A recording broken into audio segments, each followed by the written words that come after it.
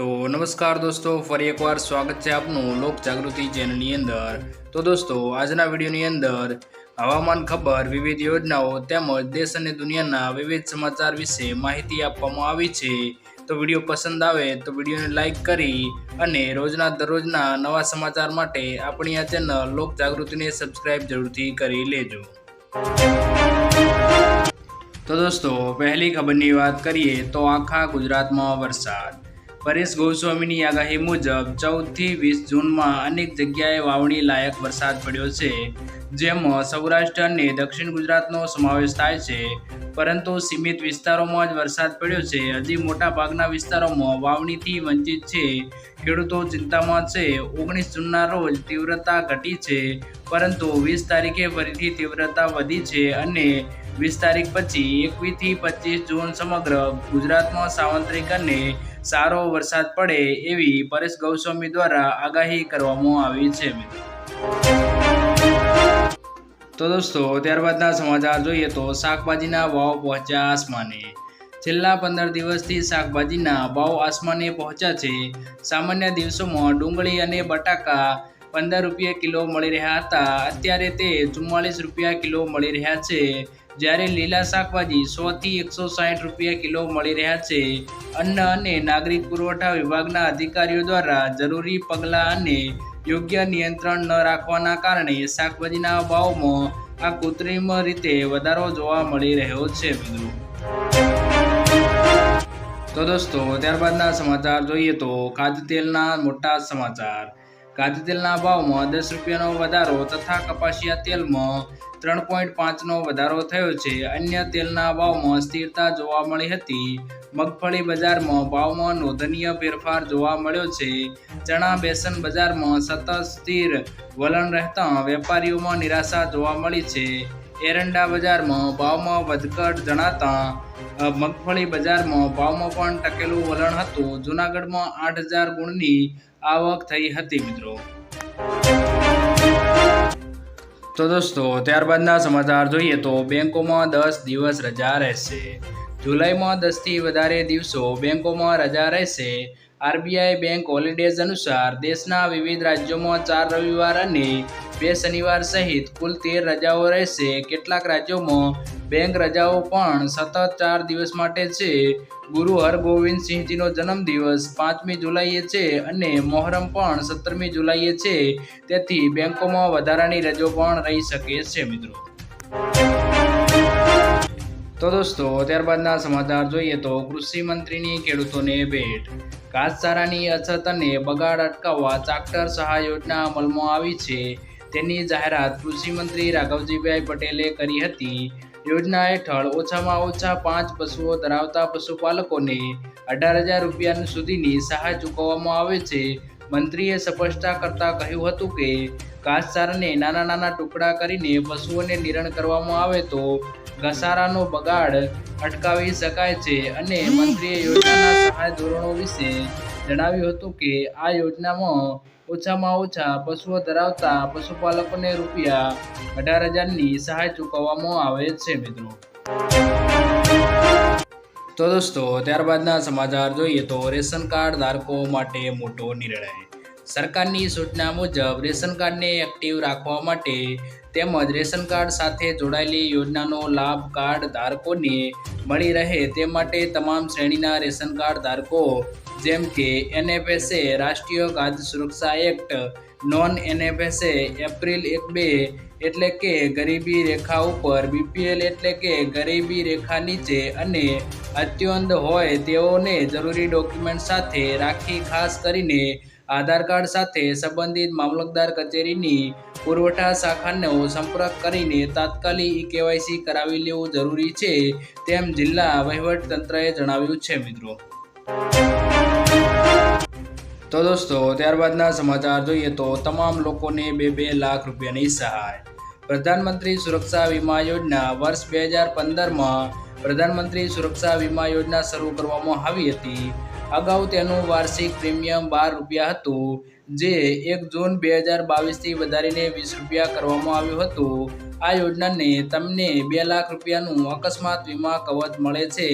જો તમારી ઉંમર 18 થી 70 વર્ષની વચ્ચે છે તો તમે આ સુરક્ષા વીમા યોજનાનો લાભ લઈ શકો છો. જ્યારે આ વીમાનું પ્રીમિયમ 1 જૂનથી 30 મે સુધી માન્ય છે. સૌથી સારી વાત તો એ છે કે આ પોલિસી મેળવવી ખૂબ જ સરળ છે.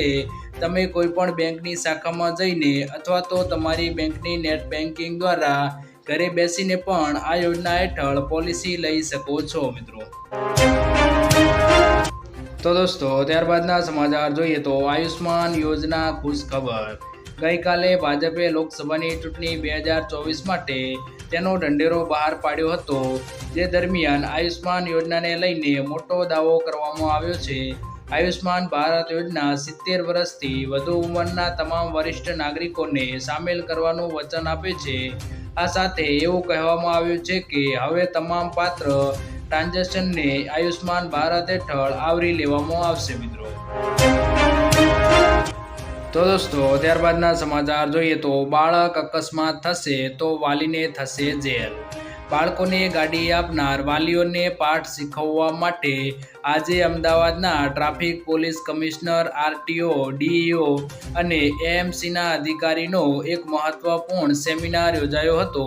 ડીસીપી સફીરન હસનની આગેવાની હેઠળ આ કાર્યક્રમ યોજવામાં આવ્યો હતો. જેમાં જણાવ્યું છે કે લાયસન્સ વગર બાળક પણ વાહન ચલાવશે તો કડકમાં કડક કાર્યવાહી કરવામાં આવશે. બાળક અકસ્માત સર્જાશે તો જેના તેના વાહન નામે હોય તેને 25,000નો દંડ અને 3 વર્ષની કેદની સજા થશે મિત્રો. તો દોસ્તો ત્યારબાદના સમાચાર જોઈએ તો 2000નો હપ્તો મળી ગયો છે મિત્રો. ત્રીજી વાર પીએમ બન્યા પછી આજે પહેલીવાર મોદી વારાણસી પહોંચ્યા હતા અને મહેંદીપુરમાં સીએમ યોગી અને કૃષિ મંત્રી શિવરાજસિંહ ચૌહાણે તેમનું સ્વાગત કર્યું હતું. પીએમએ અહીં ખેડૂતોના ખાતામાં કિસાન સન્માન નિધિનો 17મો હપ્તો જાહેર કરી દીધો છે. 17મા હપ્તાના 20,000 કરોડ રૂપિયા ખેડૂતોના ખાતામાં ટ્રાન્સફર પણ કરાઈ ગયા છે અને ખેડૂતો માટે પીએમ મોદીએ ડિજિટલ કિસાન નિધિ કાર્ડ પણ લોન્ચ કર્યું છે. તો ફાઇનલી મિત્રો તમામ ખેડૂતોના ખાતામાં પીએમ કિસાનનો 17મો હપ્તો જમા થઈ ગયો છે મિત્રો. તો હવે તમને જણાવી દઈએ કે તમારા ખાતામાં પણ પીએમ કિસાન યોજનાનો 17મો હપ્તો જમા થઈ ગયો હશે અને જો જમા ન થયો હોય તો મિત્રો એક હેલ્પલાઇન નંબર પર તમે કોલ કરીને ફરિયાદ નોંધાવી શકો છો. જો તમારા ખાતામાં 2000નો હપ્તો જમા ના થયો હોય તો તમને સ્ક્રીન પર દેખાયેલા ટોલ ફ્રી નંબર ઉપર કોલ કરીને ફરિયાદ નોંધાવી શકો છો મિત્રો. તો દોસ્તો ત્યારબાદના સમાચાર જોઈએ તો પીએમ સૂર્યઘર મફત વીજળી. પ્રધાનમંત્રી નરેન્દ્ર મોદી દ્વારા 13 ફેબ્રુઆરીના રોજ ફ્રી ઇલેક્ટ્રિસિટી સોલાર રૂફટોપ યોજના શરૂ કરવામાં આવી હતી. જેમાં ભારતના કુલ 1 કરોડ ઘરોમાં ₹78,000 કરોડના ખર્ચે મફત વીજળી આપવાનું આયોજન કેન્દ્ર સરકાર દ્વારા કરવામાં આવી રહ્યું છે. જેમાં ગુજરાત રાજ્યના કુલ 20 લાખ કરોડને પીએમ સૂર્યઘર મફત વીજળી યોજનાનો લાભ મળશે મિત્રો. તો દોસ્તો ત્યારબાદના સમાચાર જોઈએ તો ધંધો કરવા માટે સરકાર આપશે 50,000ની સહાય. પ્રધાનમંત્રી સ્વનિધિ યોજના હવે ડિસેમ્બર 2024 સુધી લંબાવવામાં આવી છે. અગાઉ તેની છેલ્લી તારીખ 31 માર્ચ 2023 હતી. આ યોજના હેઠળ નાના વેપારીઓ અને સ્ટ્રીટ વેન્ડર્સને લોન આપવામાં આવે છે. નાણાં મંત્રાલયે ટ્વિટર પર આ માહિતી આપી છે. જો કોઈ શહેરી વિક્રેતા, મજૂર અને કોઈ પણ અન્ય નાગરિકને કરિયાણા, રેડીમેડ અથવા તો ફળની દુકાન ખોલવા માંગે છે તો તેવા વ્યક્તિને આ યોજના હેઠળ લોનની રકમ આપવામાં આવે છે. જો તમે પણ આ યોજનામાં અરજી કરવા માંગતા હો તો જરૂરી ડોક્યુમેન્ટ સાથે અરજી કરવાની રહેશે. આ યોજનામાં ગરીબ પરિવાર અને ગેરંટી વગર લોન આપવામાં આવે છે. પીએમ સ્વનિધિ યોજના હેઠળ 50,000 સુધીની લોન આપવામાં આવે છે. ધારો કે જો કોઈ વ્યક્તિ શાકભાજીની દુકાન ખોલે છે તો તેને પણ 10,000 રૂપિયાની લોન મળશે. ત્યારબાદ તેને 20,000ની પછી તેને 50,000ની લોન આપવામાં આવશે. જો કે એક રકમ ભરપાઈ કર્યા પછી સરકાર દ્વારા બીજી પણ લોન આપવામાં આવે છે મિત્રો. તો દોસ્તો ત્યારબાદના સમાચાર જોઈએ તો ખેડૂતોની લોન માફ. ઝારખંડના ખેડૂતોમાં 2 લાખ રૂપિયા સુધીની લોન માફ કરવામાં આવશે. આ માટે સરકારે તમામ બેંકોને દરખાસ્ત રજૂ કરવા કહ્યું છે. આ માહિતી ઝારખંડના કૃષિ, પશુપાલન અને સહકાર મંત્રી બદલે આપી છે.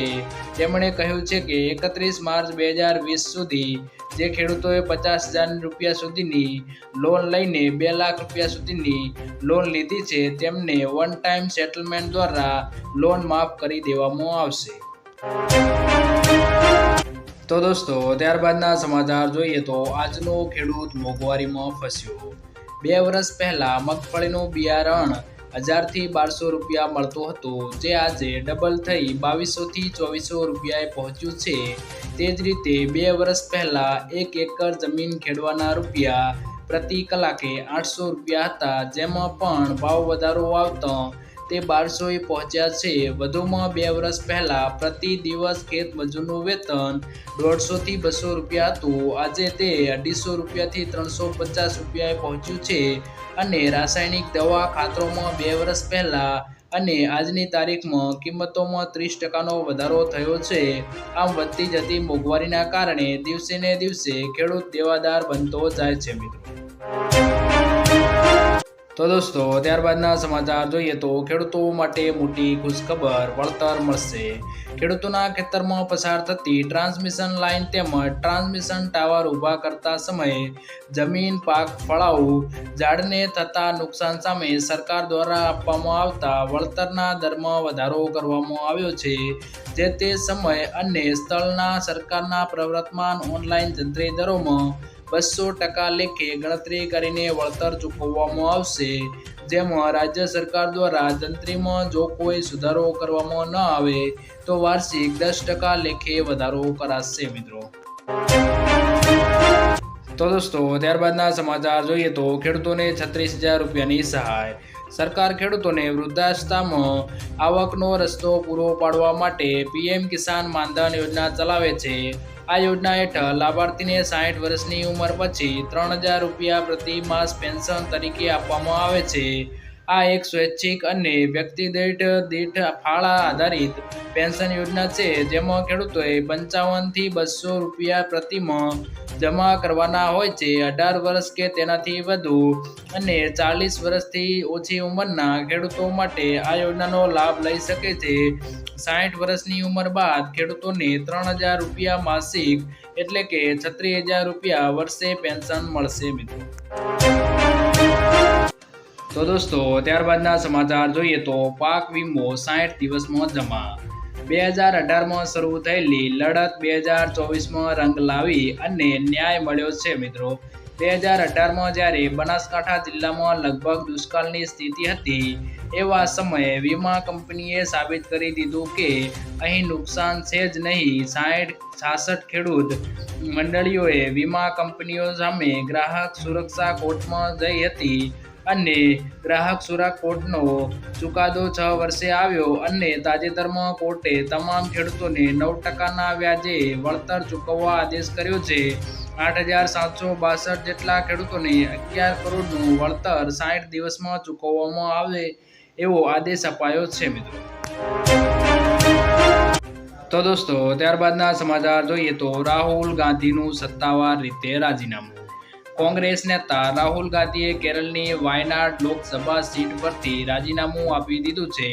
લોકસભા સચિવાલય દ્વારા આ અંગેની સૂચના જાહેર કરવામાં આવી છે.